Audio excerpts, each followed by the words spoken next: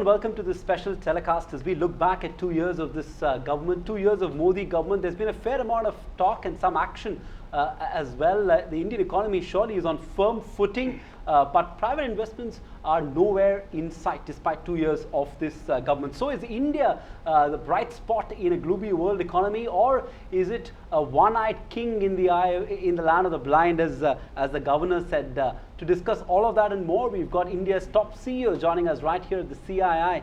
And gentlemen, thank you so much for being with us, Mr. Leo Puri, Mr. Naushad, Forbes, Mr. Chandrajit Banerjee, and Mr. Rajiv Lall. Thank you so much for being with us over the next 30 minutes. We've got much ground to cover, so I'd like to put the spotlight first on issues that haven't been addressed, and then we can touch upon some of the achievements of the government. Firstly, let me start with you, Mr. Puri. Do you think the government has done justice to its political capital? 2 years in office, do you believe the government has done justice to the political capital that it had? Well, it was clearly dealt a very bad hand, as I think is acknowledged. So to that extent, stabilization and strengthening the foundation was the first task. I think it's done justice to that. We're in much better shape. The second part of it, which is rapidly using the capital to build forward momentum, I think that's still work in progress. I think more could be done, whether it's in terms of actually the promise for maximum governance, which we were hoping for, as well as for actually ensuring that private sector investment and confidence comes back. We haven't seen that. And I think the ability to roll back the public sector, particularly from the financial system, is a task that remains to be done. It's an urgent task, and I certainly hope that receives priority. Dr. Rajiv, I'll comment on that. Do you get a feeling it's more of the same, the fact that governance is still work in progress, that we haven't seen the so-called big bang that we in the media for sure keep looking out for? How would you assess the first 2 years of this government in office? I would actually give it a pretty favorable assessment, but that is presumably partly because my expectations were lower than certainly the media. And what I find is that there are two fundamental ways in which this government has made very significant progress. First is that they have gotten a pretty good measure on streamlining and focusing and accelerating the pace of decision making in certain core ministries. So whether you take the infrastructure sectors, the railways, roads, rural electrification, I think the progress has been quite credible and substantial.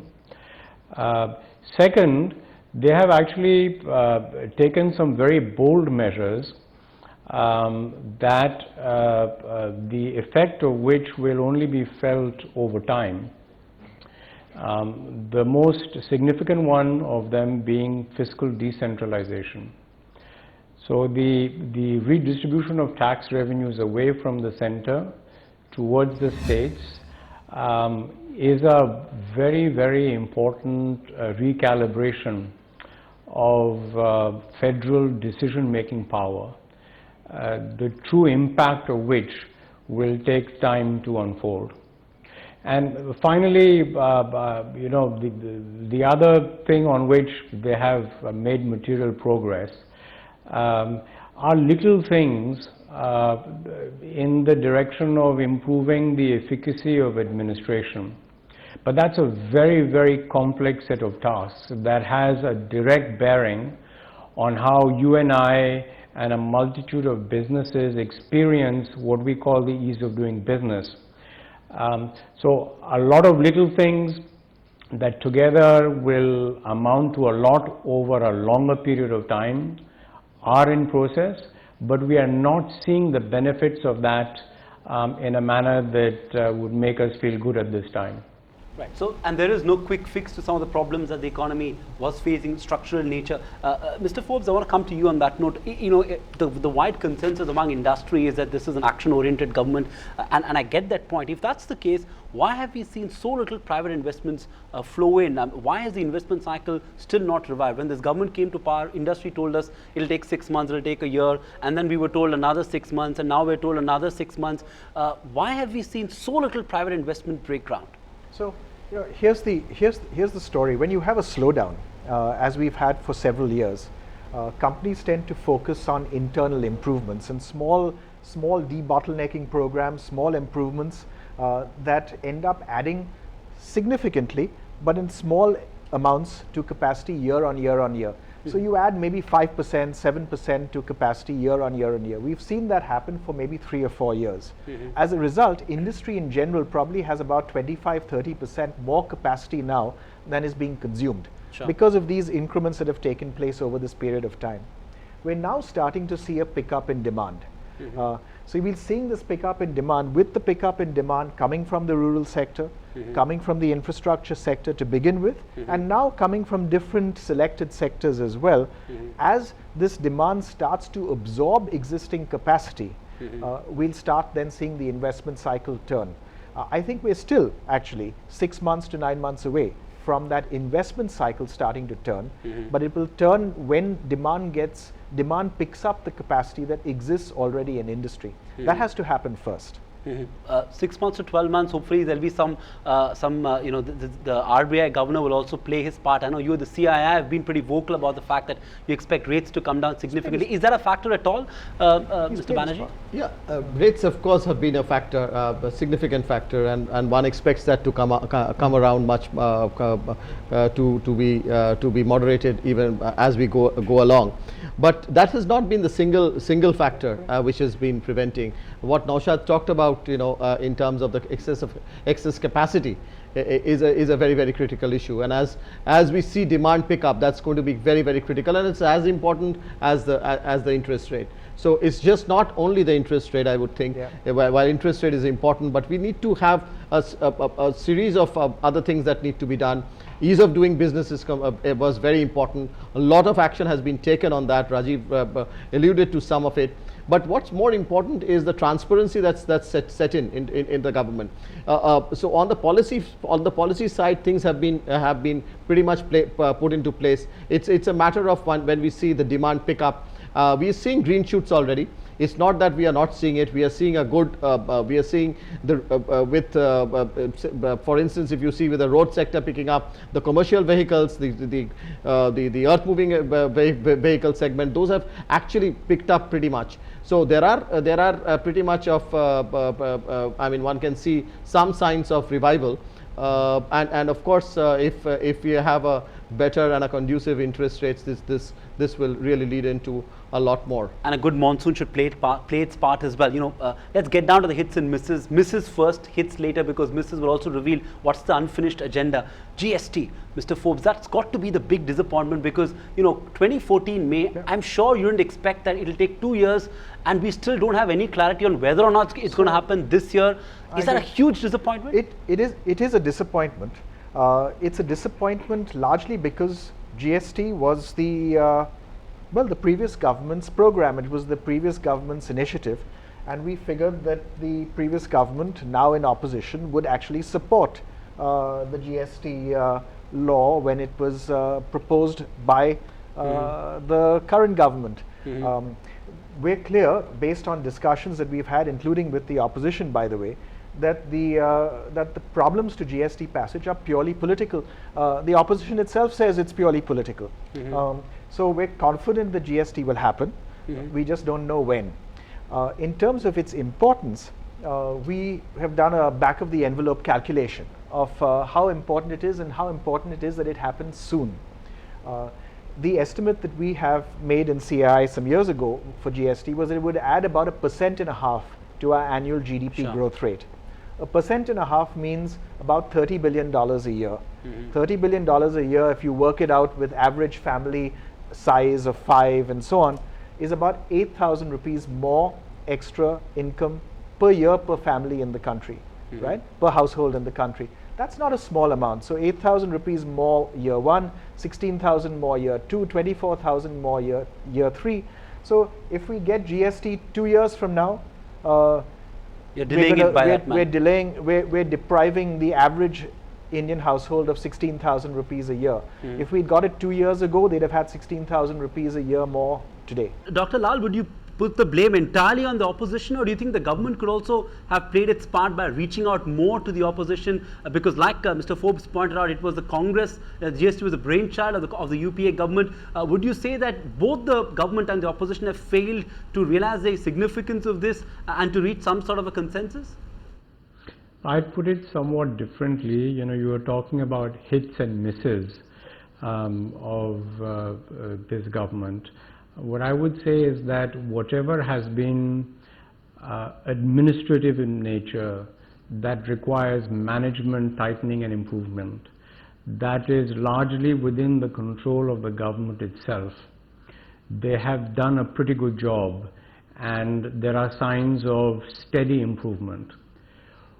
Where actions and outcomes have required them to build political consensus and carry others in getting to a decision, the GST being a significant example, they have fallen short. So I would say that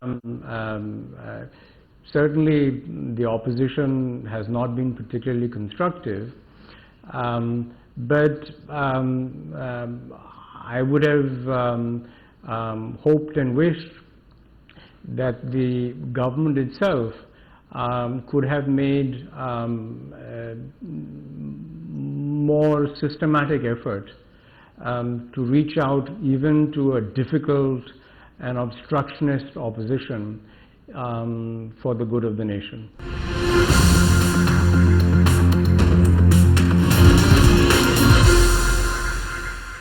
Let's move away from GST. Let's talk about taxation, because again, you know, tax terrorism was a phrase that was coined by the current finance minister while in opposition, and much was said about how this government will bring about clarity in taxation policy. Have they done that, Mr. Puri? Are you disappointed that on retrospective taxes they didn't move swiftly enough, that they didn't just get it out of the system? And even in bringing clarity on tax matters, has enough been done? Well, first, as I said, they had been dealt a particularly bad hand on that. And having said that, the first step was therefore fiscal consolidation, which is the foundation on which any tax reform had to be built. And I think this year's budget was a remarkable balancing act in that regard, because it has significantly, I think, created flexibility for future governments, including this one, to seriously address that. It did disappoint perhaps on two counts. One, as you say, was finally putting to bed the worries of retrospective taxation.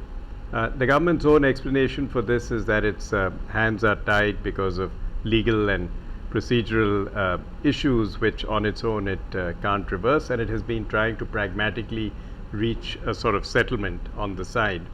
And I think it's sincere in that effort. I tend to agree with the view that it's not clear to me that they could have done much more on the issue of retrospective taxation than they have attempted to do. In terms of clarification on future tax reform, I think they've laid the contours out. It's a matter of whether or not they can get that done. I think linked to this issue, the whole notion of black money recovery, and which is a fairly significant and bold move that they've initiated, not a very popular one, both with offshore and domestic resources, is part of the process of strengthening the fiscal base of India. And I think, again, that could have very far-reaching reforms, because the core issue here is that we have a very narrow tax base. Sure. And before we tinker with the top of the pyramid and keep rearranging the deck chairs on our sort of fiscal Titanic, it's very, very important that we actually start building the base. So beyond whatever you may think of the political or moral issues around that whole black money issue, fundamentally broadening the tax net is something we need to do. Fundamental issue. And I think this government has been very bold and must actually persist with achieving that.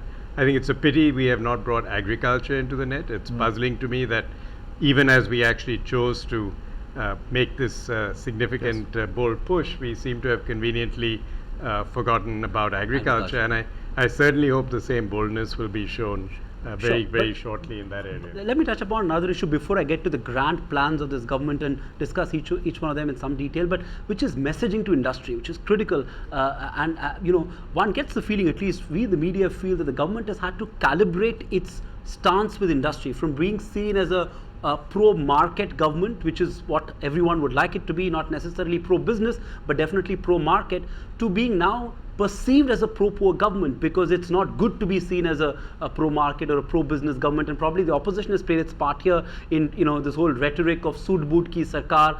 So if you look at the kind of steps that the government took in the first few months, whether the movement on land bill, the talk on labor reform, state level, albeit, but still, and then suddenly you've seen this complete, I'm told appointments aren't very easy to get with the highest level of the government. Do you think there's been a conscious shift in stance, and the government wants to be seen as more pro-poor? And do you feel that? Your point about pro-market is the critical point, right?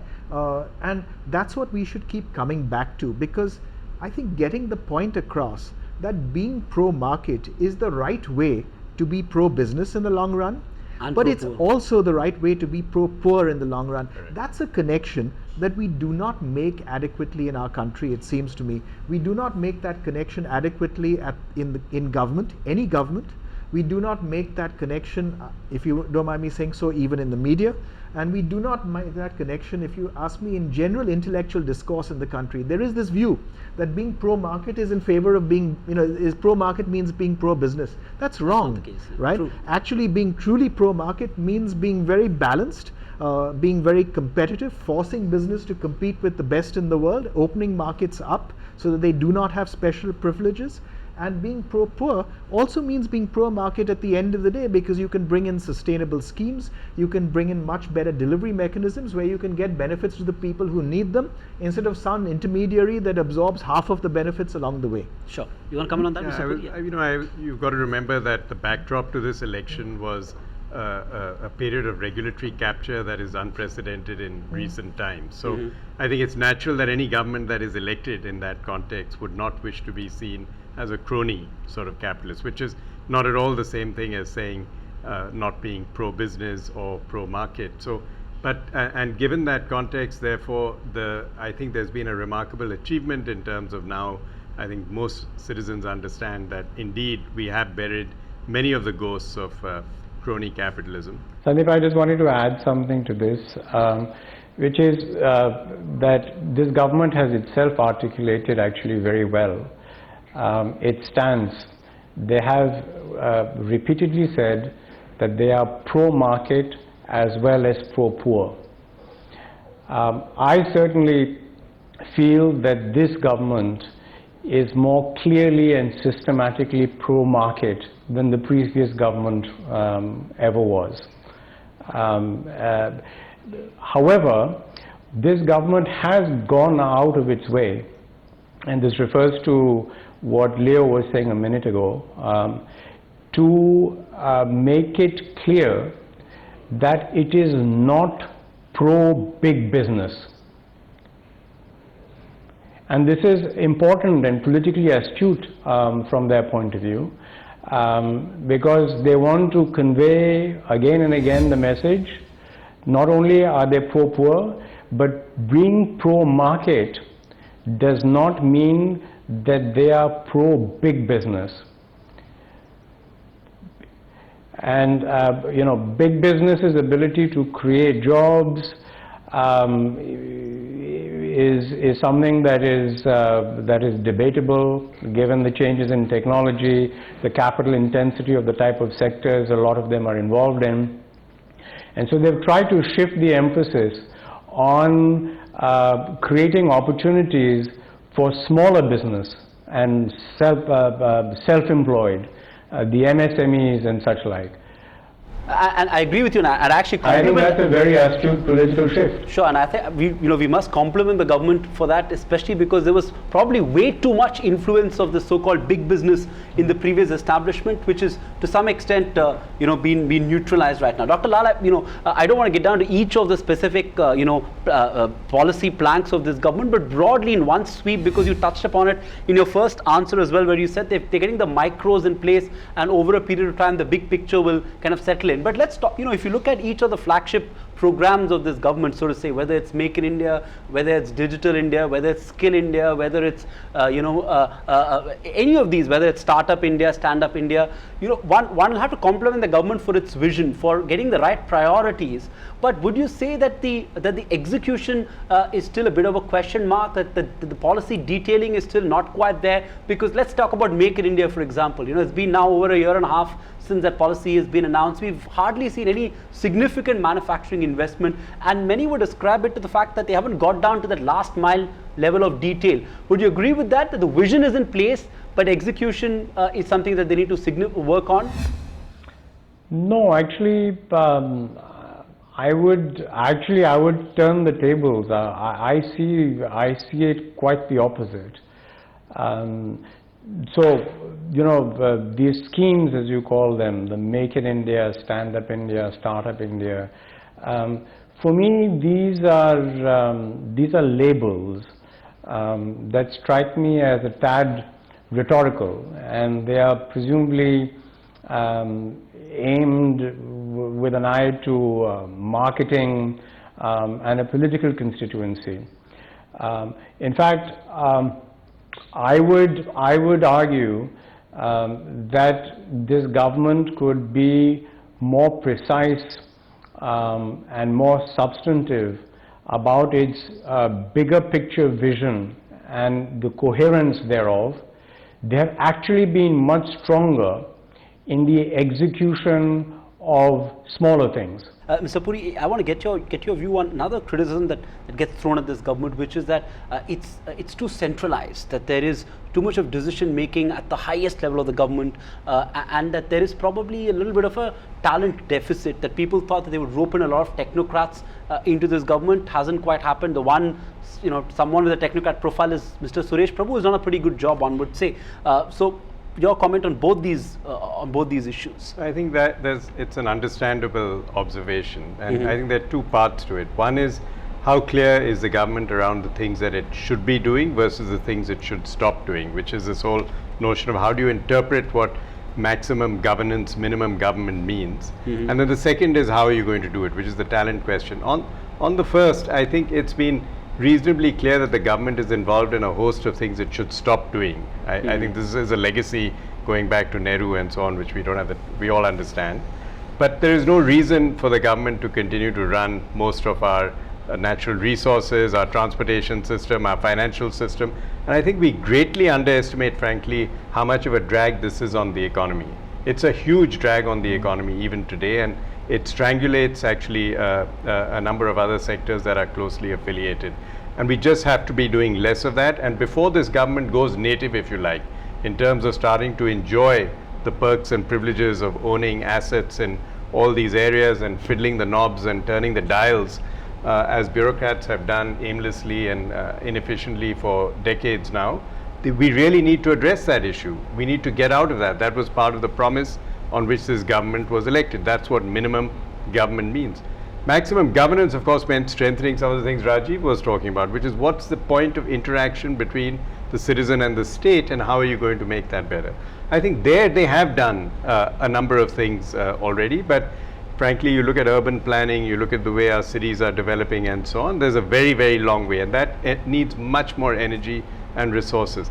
And so to your point on, therefore, execution and centralization, it is at this stage, and you can argue maybe that's how all change programs or transformation efforts start, you start by centralizing, because fundamentally when it comes to trust, coordination, alignment, you need to start that way. So you have a charismatic prime minister, he's got a few trusted people, and fundamentally what he wants to get done is what's getting done. And that is part of the problem of this government, that whatever is in the penumbra of that agenda, let alone outside its light, is getting very little attention at all. Mr. Banerjee, quick comment on this talent deficit and also centralization of power, which comes as criticism of this government.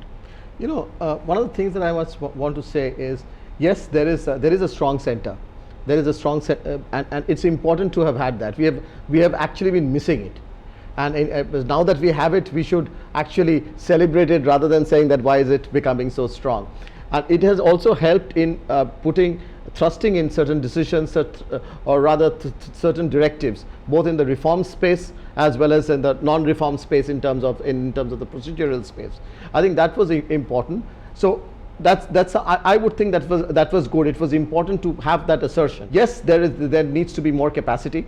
There needs to be more champions, because the number of missions that we have itself undertaken are far too many, and to get that executed, we need a very, very strong administration. I wanted to give disproportionate time to the misses. So in a 25-minute show, 24 minutes goes to the misses, though all four of you have articulated the hits, even as you spoke about the misses. So let's give 1 minute to discuss the hits of this government. Quick comment from all four of you. Dr. Lall, I'm going to start with you. What would you say is the one big achievement that you've seen in the last 2 years from this government? Would you say crackdown on corruption, that we hardly hear, speak about instances of corruption at the highest levels of the government? Would that be your biggest hit, or something else? No, actually, we've discussed most of them. I had a list of 8 things that they have done, but if I had to single out, I'll single out 2, because they are the least discussed in any such fora. The first, at the risk of repetition, is actually the reform in the direction of fiscal decentralization. Mark my words, this is going to have very far-reaching and fundamental impact on how decisions are made, and how the federation is managed going forward. We'll only appreciate the import of this decision a few years from now. The second one, which is in the area of the ease of doing business, there's an initiative to remove from the statute books a whole bunch of redundant laws. So many of our problems are rooted in bad laws. I think that initiative of getting rid of some 100-odd redundant laws. Gentlemen, thank you so much for joining us. I sense that there would be some impatience, but that's clearly not there. Good to see the industry feel pretty optimistic about the economy. While we are doing well, much more needs to be done, and hopefully this year, like you've pointed out, we'll see the revival of the investment cycle as well, and that's going to be great news as well. Thank you so much, Dr. Lall, Mr. Puri, Mr. Forbes, and Mr. Banerjee, for joining us in this special telecast. Thank you so much. Thank you. Thank you.